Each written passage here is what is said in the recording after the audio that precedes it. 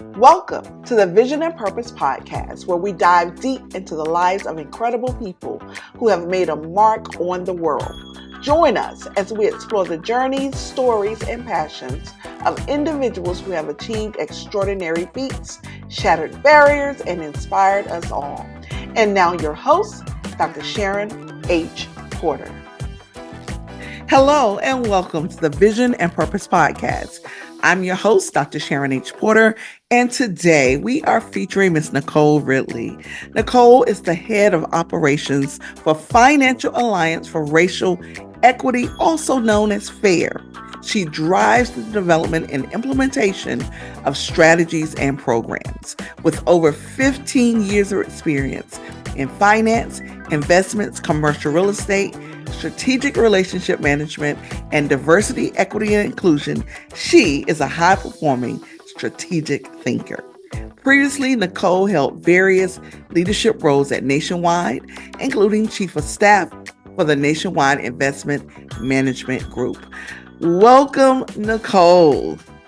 Thank you so much, Dr. Sharon. It's such a privilege and an honor to be here. Well, it is such a pleasure to have you as guests for this episode. And I'm just really excited about your journey and very interested in learning about your career journey and how you ended up as the head of operations at FAIR. Yeah, so I love my journey because I think my journey is full of finding your purpose and leaning into your passion. So I, entered into college as an 18-year-old who just had hopes and dreams of making a ton of money. I didn't know what that meant. I didn't know what that looked like, but I knew that one, I wasn't one of those lifers in school. I was like 4 years here, maybe 2 years in a master's, and I was done. And I entered into the Ohio State University as a psychology major, actually, because I just love analyzing people. I love helping people out. And so first semester at Ohio State, I had talked to my godmother, and she was, a school psychologist, and we were talking about career paths. And she said, Nicole, if you really want to make a lot of money, you're going to have to get your doctorate degree. So kudos to you, Dr. Sharon, for your PhD. That was not in my cards. That was not the route that I wanted to go. And so me, just eyes, one focus, one laser on money, money, money, money, money. I called up my cousin, and he lived in New York, and he was doing very well for himself. And I asked him, I said, hey, yo, cuz, so I'm thinking about changing my major. What do I need to major in to make a lot of money? And that's all I had. I didn't give him nothing else. I just want to make a lot of money. And he said, econ. And I was like, nope, try again. I don't like econ. Let's try something else. And he said, well, what about finance? And I was like, okay, I like math. I can do that. So went throughout all my career at Ohio State, graduated, got my master's degree, and thought I was going to build this like really big, beautiful career in finance. So I had a couple of traditional roles in the Treasury Department as a traditional financial analyst. I was in the Office of Investments. But as my career was chugging along, I was having those thoughts of, what do I do every day? Like I go home, I lay my head on my pillow at night and reflect upon my day, and couldn't tell you what impact I made for the day. Because I couldn't see where my end goal was. And so I had the honor of being in a position at Nationwide at that time where I was doing this self-reflection of, I love coming into work every day, right? So let's talk about why I love coming into work every day. I was in the Office of Investments doing commercial real estate, which real estate I love. I'm the one that, will see an open house sign on the corner and be like, just stop by and see. So I love real estate. I was in a role that I enjoyed. But the best part about that moment of time at Nationwide was I had an opportunity to be heavily involved in one of their associate resource groups called the African American Women Active and Ready to Exceed. It stands for AWARE.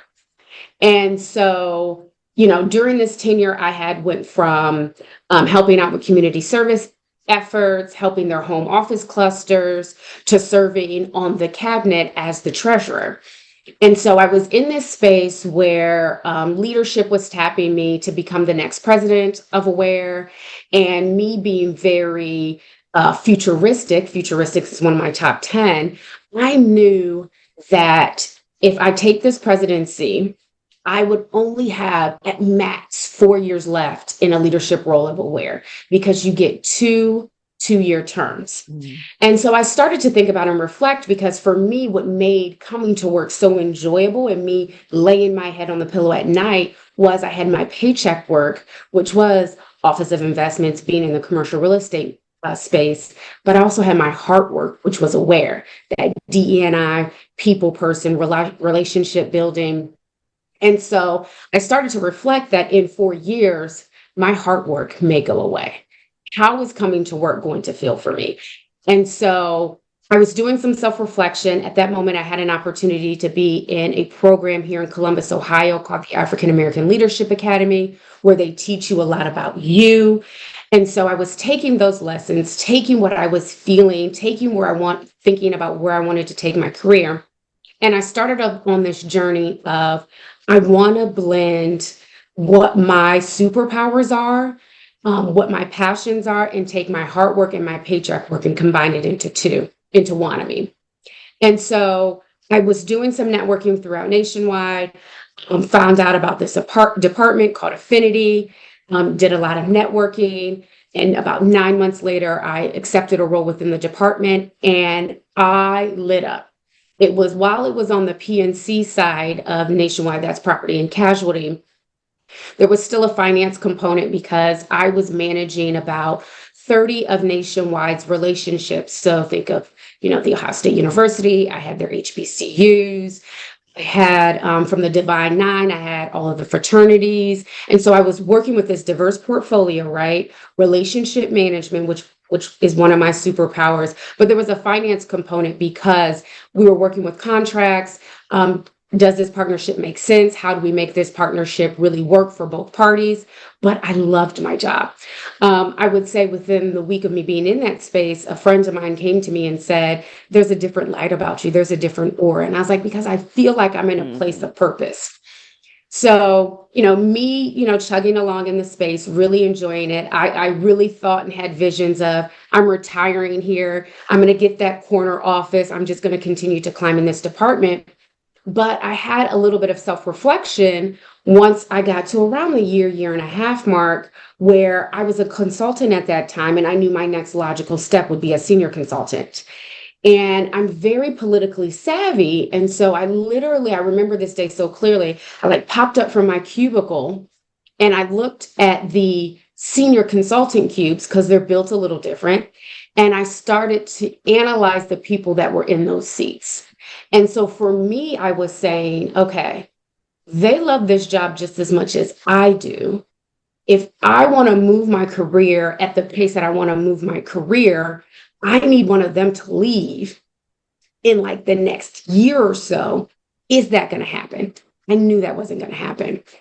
And so I was talking to some of my mentors, and they said, Nicole, you are a Black woman in finance. You have a degree. We've got to get you back into the financial space. And for me, I was like, I'm loving what I'm doing right now. But I went on what I call the Make It Make Sense tour. And I was trying to make this degree on my wall make sense. I was trying to make my student loans from the Ohio State University make sense. And I had a chance to go into a program at Nationwide called the Financial Services Leadership Rotation Program. And this is, for me, is where the goosebumps start to happen. Because I enter into this program in 2019, and I was working up under a leader who had acquired a couple of new business units. And leader said to me, hey, Nicole, go talk to some of my direct reports. They have some projects that they want to present to you to work on. Because in the rotation program that I was in, you had a 1-year stint in a business unit working on a project, and you did that 3 times. So for me, it was an opportunity for me to get my foot into financial services, understand the landscape, and then make a decision on how I'm going to pivot and make it make sense.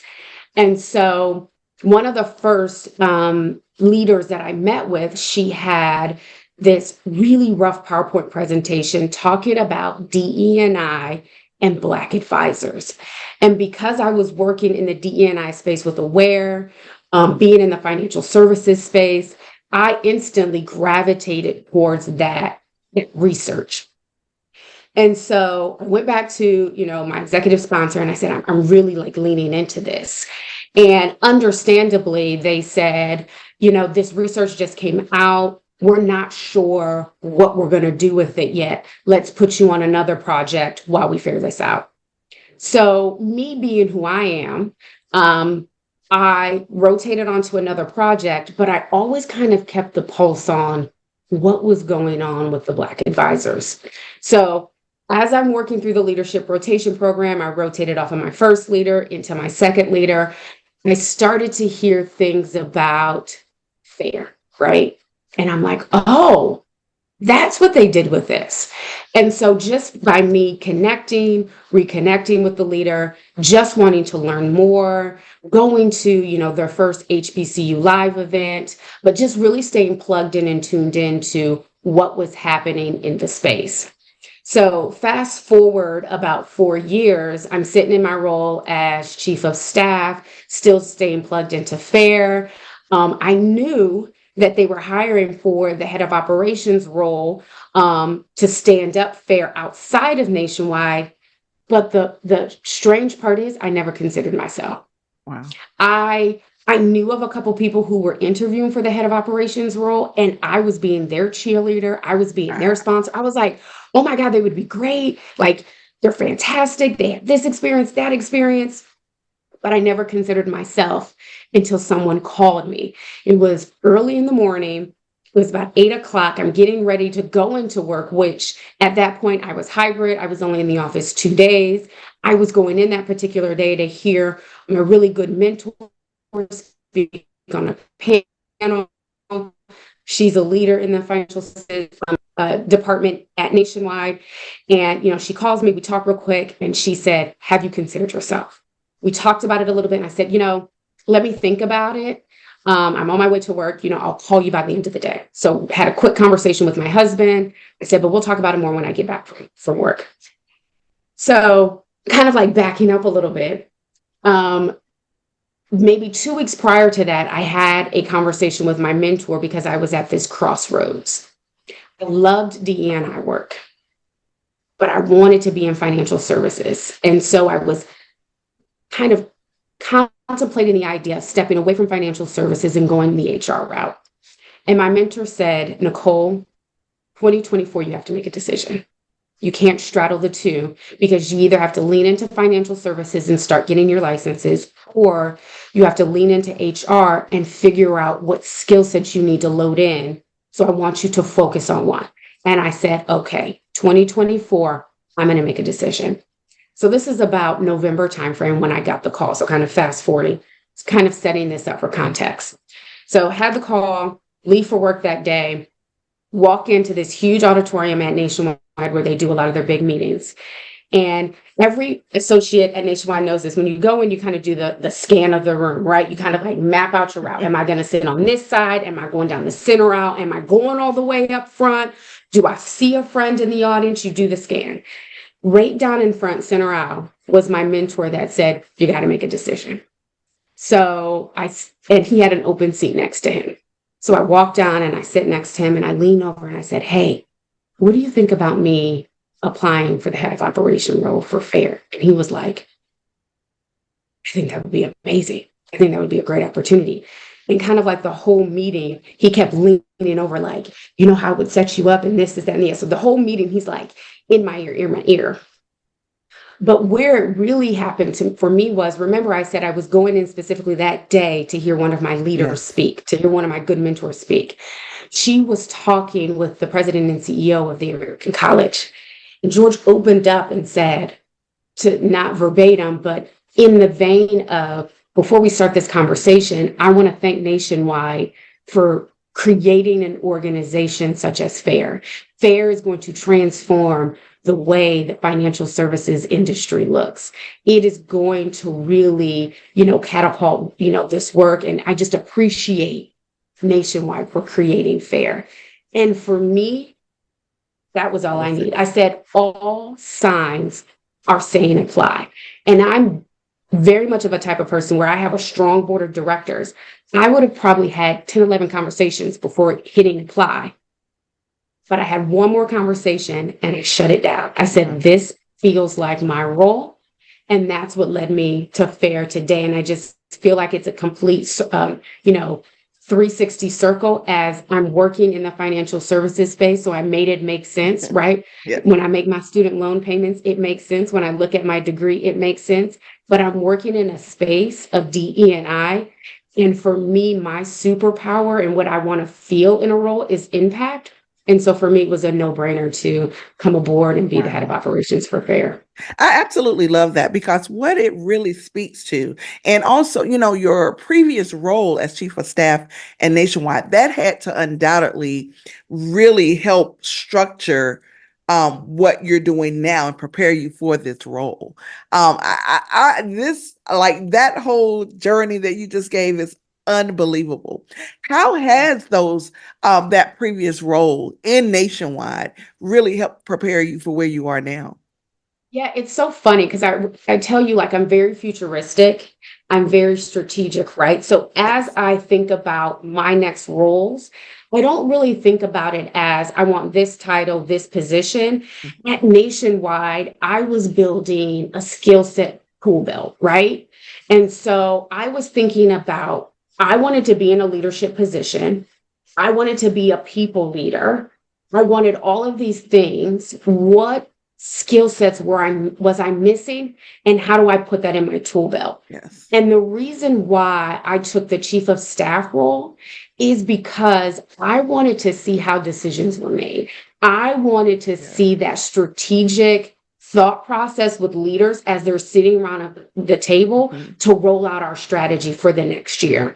I wanted to be behind the curtain to understand that, because I was always in front of the curtain. Yeah. And I think being in that role, it taught me a lot about being a great leader. It taught me a lot about decision making. It taught me a lot about how to just formulate a well thought out plan. And so I think all of my careers alone at Nationwide has set me up for where I am today. But I think being in that chief of staff role and being behind the curtain is probably my biggest arsenal that I have in my tool belt.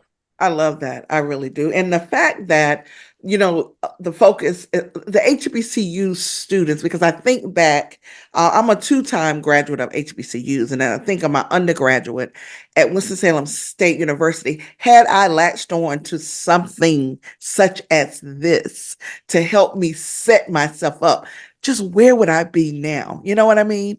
So the work that you're doing for these young adults is impactful. You say impact is what you're looking for. Hands down.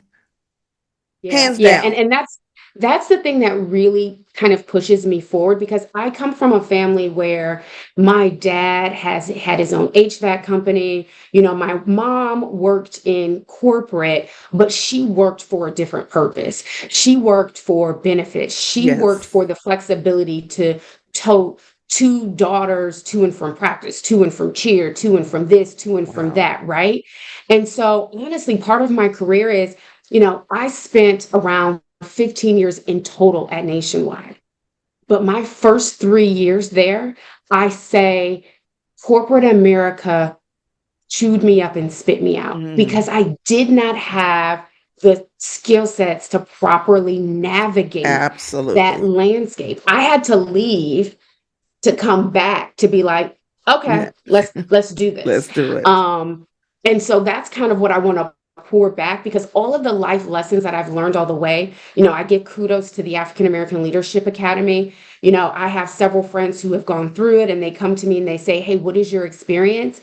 And I say, life changing, because it taught me about, yes, you need that intellectual piece to succeed in corporate America, but you also need that political and social aspect as well.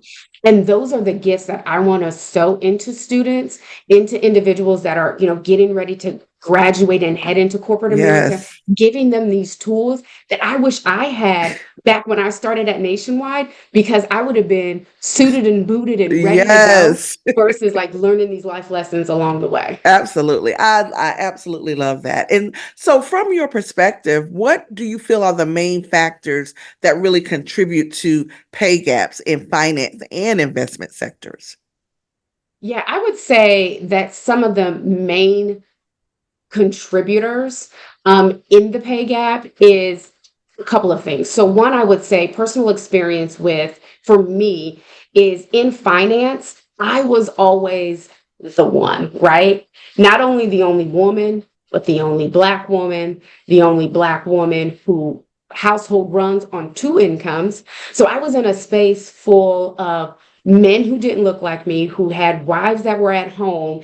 And here I am trying to run a different household dynamic than them. I was the one where, hey, I'm going to be in a little late because I've got a little one to take to the doctor's appointment. Or, hey, I have to call off because I have a little one that is homesick. So for me, the pay, it's not 100% clear on, why the pay gap exists, because there's a little bit of that lack of transparency. It's one of those things, you don't talk politics, you don't talk pay. Right. But that, that perception is always there that we get paid less just because of all of the things that we're juggling, all of the things that we're balancing. No, I can't hop on a plane within a week's notice and give you an answer right now because I need to go home, talk to my husband. Are you available? What does your work schedule look like? This is what the kids have. And so I think that there are a couple of things that we're factoring into it. Can I say that there was a pay gap for me? 100%. No, because there wasn't that transparency aspect, but I do feel like that those were some of the contributing factors.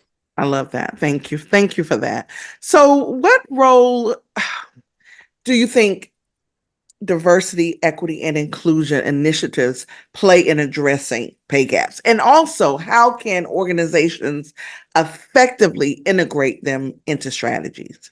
Yeah, I think DE&I is such an important piece in all aspects.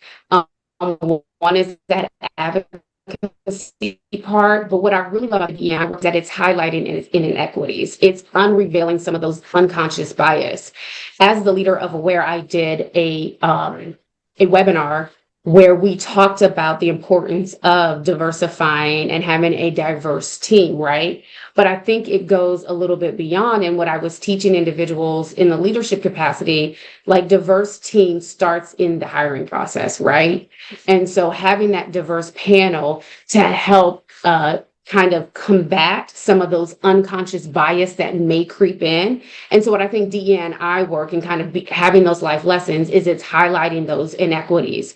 It's promoting balance. Effective DE&I work aims to create balance by addressing, various barriers, differences, ensuring that individuals have equal opportunities.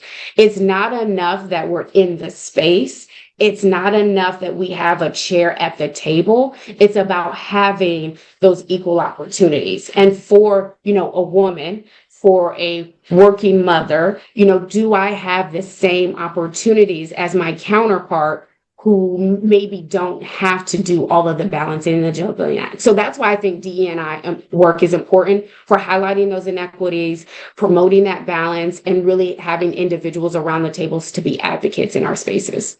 Exactly. And here recently, we've heard the term thrown out, in the political campaigns. It's not a negative term at all, but people try to use it in that way. And I think that's where we have to be a voice to educate, right? And inform, just as you did, because it's not negative. But when you try to use it that way, use it as a weapon to make it seem derogatory, that's where we have to stand up and make sure that our voice is heard about that. Yeah, and we recently did at FAIR a webinar where we called it Reclaiming the Code Switch. It was all about being your authentic self in your workspace. And one of the panelists dropped a nugget that I thought was so profound in what he said. He said, when we talk about diversity of people, it's looked upon negatively. But when we talk about diversity in other spaces, it's not. So when I talk to my financial advisor, they're always talking about you need to diversify your portfolio. You need to diversify your stock options, right? When Yes. I think about, in a women's sense of, world of clothes and shoes, like I Yes. want to diversify my shoes. I Yes. don't want to have the same pair of shoes Absolutely. in my closet. I don't want to have the same shirt. I want to have a variety of different things. And so I thought it was very interesting and profound that he said, when we use the word diversity with people, it has a different meaning, a different connotation when we talk about diversity outside of Exactly. spaces. I like that point. Now, how do you think companies in the finance sector specifically create a culture that supports that transparency and fairness in compensation? Because just like you said, that's one of the things that you just don't talk about. I think the biggest thing is representation. And so, one of the things that we really hone in at FAIR is when people think about financial services, because that's our whole mission is to transform the financial services space. I think a lot immediately go to financial planning, wealth management, being a financial advisor. But within FAIR, what we're trying to do is is show students the breadth and depth of the financial services industry to really help, create that Black wealth, create that generational wealth, and really help the communities that we serve. And the message that I hone in is that we need people around the table.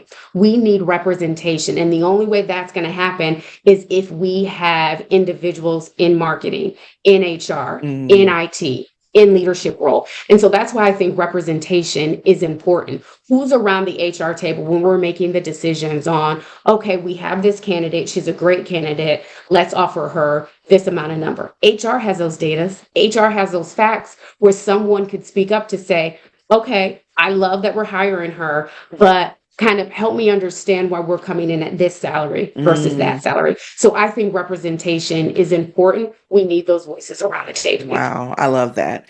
And although your work at FAIR does not only consist of women, what advice would you give to women in finance who are advocating for equal pay and also seeking to advance in their careers? Yeah, so I wouldn't be where I am today without what I call my amazing board of directors. And so I think step one is to find a mentor. And you have to seek out a mentor and I'm going to use diversity because diversity for me is not a bad language. You have to diversify your mentorship circle. You have to Yes. diversify your board of directors. And you also have to be intentional about who is on your board of directors. And so what I mean by all of that is I don't want all Black women on my board of directors, right? I need some allies. I need some decision makers. But I also treat my board of directors like my friend group, right? So if I have a problem, I think about to myself, do I want somebody to calm me down or do I want somebody to hype me up? The phone calls are two different people, right? I might be calling her like, I need you to hype me up, or I'm calling you to calm me down. And so when I am looking at my mentorship circles, I have all of those. I have that individual where I could be my raw and authentic self, where I have said to mentors before, like, let me be Nicole, like, let me take off my blazer, let me say this for a moment, and then I'll put it back on, and then we can talk strategy, right? But I needed that person, that safe space to vent. And then I had those board of directors where, before the meeting, I had my nationwide pen on. It was all straight. I would come in my heels with my blade. So I had a very diverse board of directors. But then you also need to be intentional about who are the decision makers and how are my board of directors connected to the decision makers? Because after you find that mentor, after you build those board of directors, you want to make sure that you can turn one of those mentors into a sponsor. Mm. And no, I don't mean asking that mentor, okay, hey, we've been talking for a minute. Can you be my sponsor? Because sponsorship comes organically because you want people to wear your t-shirt in rooms where you are not in to help advocate for you. So it's building a mentor, being intentional about it, and then seeking to take that mentorship into sponsorship so that your name can be in rooms in a positive way where you're not in. Thank you for that. Sponsorship is so important and just I feel really just getting the due justice that it deserves here lately within the last 5 years or so. We see the benefit of someone speaking your name, and speaking in places where you're not. So thank you for that. Looking ahead, what do you see as the biggest challenges and opportunities in achieving equal pay for women in the finance and investment sectors? And also, I want to even touch on our younger people that are now coming out of colleges and into their careers as well. Yeah, I think for me, I think it's going back to that representation. I think a lack of women in leadership who can advocate for equal pay would drive change. Increasing that representation, I think, just positions us to really critically address these pay discrepancies. I also think, when I think of the traditional gender roles, what I love is that expectation is kind of dwindling down a lot. Yes. COVID, did a lot to our country, but I think one of the positive things that it has done is I don't really say work-life balance, I say work-life integration. Integration. But, Yes. having the ability to work from home openly and it acceptingly really helps, women who are mothers, right? Kind of balance the two. And so not being in that, traditional, what we call gender roles, how that could negatively impact a woman's career, because now we have the opportunity to integrate our lives and balance our lives in different ways. And so I think, again, the biggest one is that representation. And I think it is, kind of breaking down those traditional gender roles where society is accepting, how we, work and navigate in today's space. Thank you. And you talked a lot about mentors, different ones, different leaders who have really poured into you, who you consult, who you listen to. Um, if you can name a few, who have been some of those mentors or role models in your career, and exactly how have they influenced your views on equal pay and leadership? Yeah, so I have a couple of sheroes in my book. So when I think about when I started my career at Nationwide, one of my very first conversations was with a powerhouse that was at Nationwide. Her name was Donna James. And Donna James, for me, was that person that I looked up. Like I could look at the top of the house and I saw her, but I also saw her being her authentic self. We had a really like raw conversation, and I just really appreciated her being a Black woman in the space that she was. And at that point, it was one of few. Nationwide's landscape has changed completely since then, but she was one of few, but she was Mm, holding her own, right? wow. And so she was a shero. I think about Gail King, who was an executive at Nationwide as well, because I saw how she really transformed the way the culture at Nationwide looked, the way the culture of Nationwide felt like. What I really enjoyed about my tenure at Nationwide is in Aware, we had a saying, and it was lift as you climb. And I think Black women sometimes have the perception of being in a competitive space, but within the walls, we were lifting as we climb. I remember one of my dear friends, she got promoted from a director to an officer of the company. And when you're an officer of the company, you get an office, you get a door, you get your name on the door. And we were cheering her on, and we were like, yes, sis, like you did it, you did it, you did it. And I loved her response because it wasn't, oh, thank you. I'm really happy. I worked hard for it. Her response was in the vein of, y'all next. Like, y'all gonna be right up here with me. And so that's the type of Mm, energy and the culture wow. that, Gail King, has or created at Nationwide. And I would not be remiss if I didn't talk about my dear mentor, Christy Rodriguez, who is the board president of FAIR. But for me and her, like watching her navigate her career, me sitting back and looking at her, she gave me the courage, unbeknownst to her, to be my authentic self. I saw her in spaces being Christy, being who she was, and being her Mm, authentic self. When in that moment in my career, oh, I was code switching. I mean, wow. I would be pulling in the Nationwide garage, rocking my music. But before I came in, turn it down low.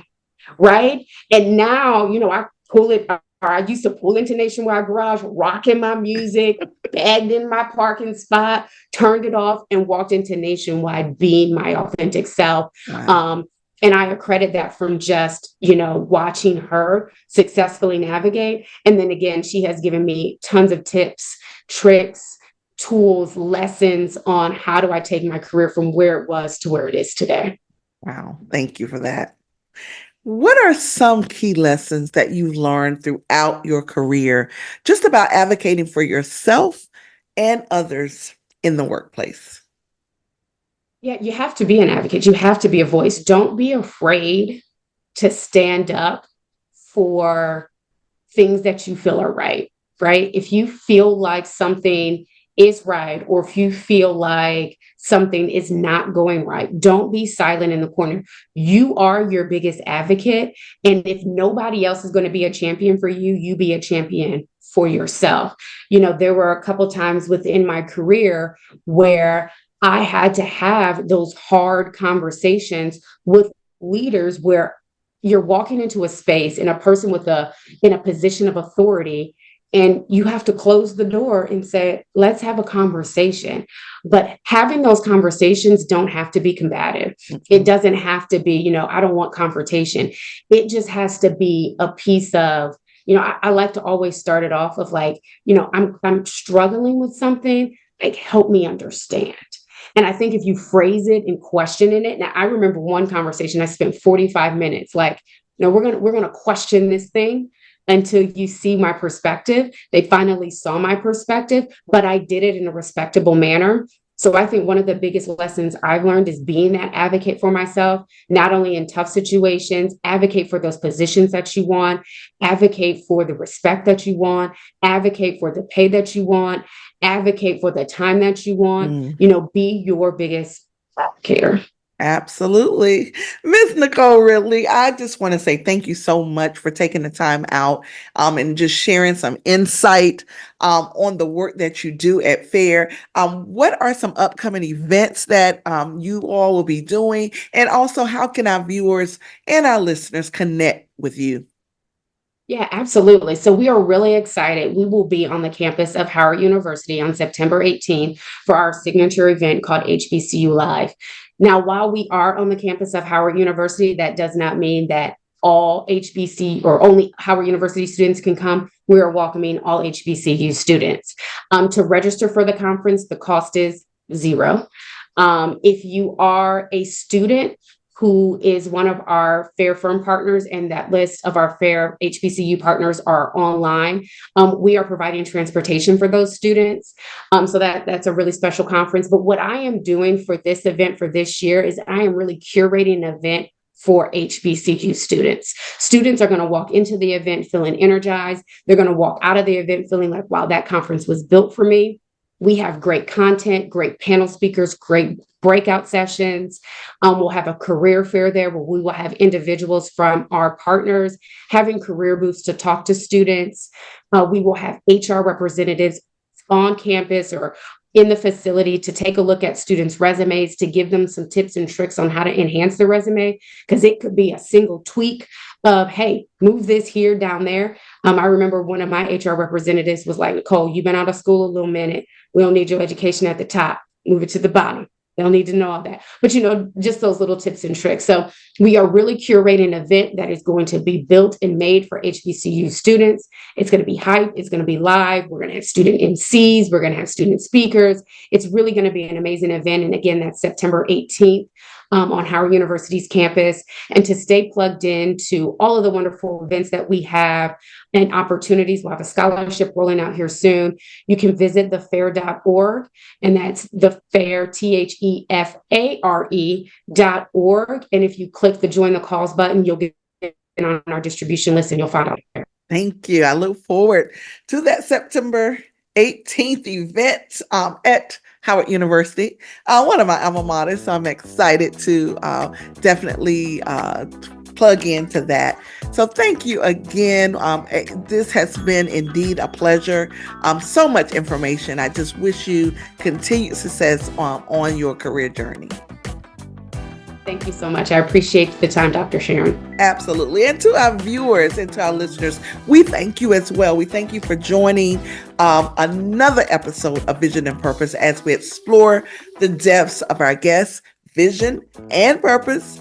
Your vision is the compass guiding you through life, and your purpose is the fuel that propels you forward.